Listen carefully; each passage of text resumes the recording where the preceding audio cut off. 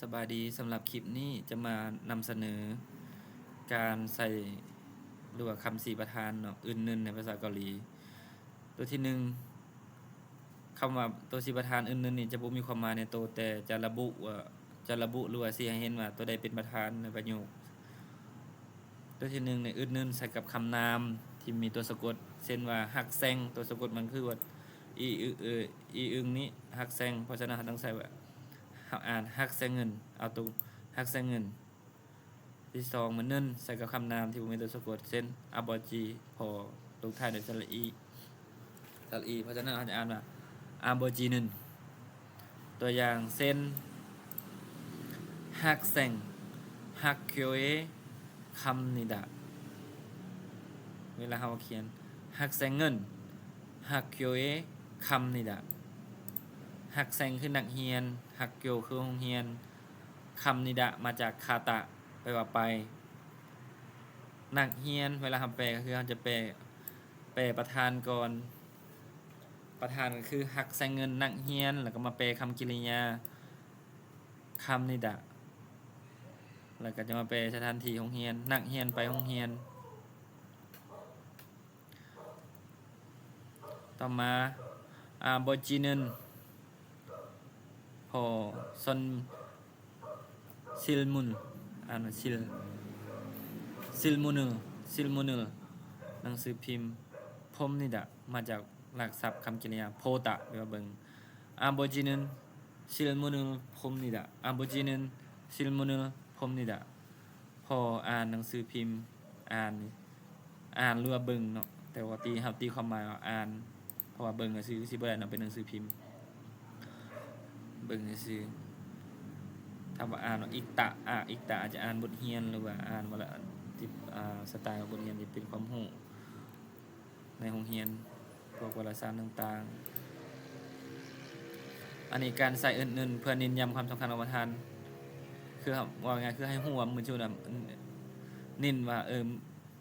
ต้องเป็นมื้อนี้สิล่ะคือเป็นมื้อถ้าเป็นคนก็เป็นผู้นี้เน้นเช่นโอเนรุนลาโอซิเอโซพิกามานีวายโยโอเนรุนลาโอซิเอโซพิกามานีวายโยโอเนรุนลาโอซิเอโซเนี่ยพิกามานีวายโยมือนี้อาจจะไปประเทศลาวก็ได้อาจจะไปมือนี้เราไปครั้งนี้ฝนเนี่ยเป็นพิกาวายโยฝนตกโอตะฝนตกหนักหลายหรือว่าฝนตกหลายอยู่ประเทศลาวอยู่ประเทศลาวในลาวโอซโซอยู่ประเทศลาวพิกาและฝนนี่ประเทศลาวฝนตกหลายแปลชื่อก็ได้เนาะแปลทางลังก็ได้มันนี่ชินยองซินึนชูอึนซาดามอินมิดาชินยองซินึน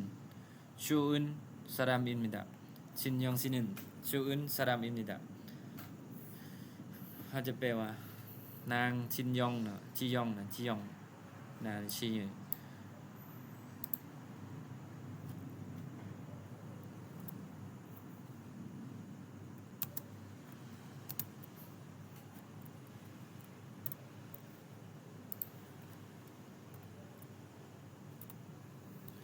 ชินยองซินึนนางชินยองเป็นคนดี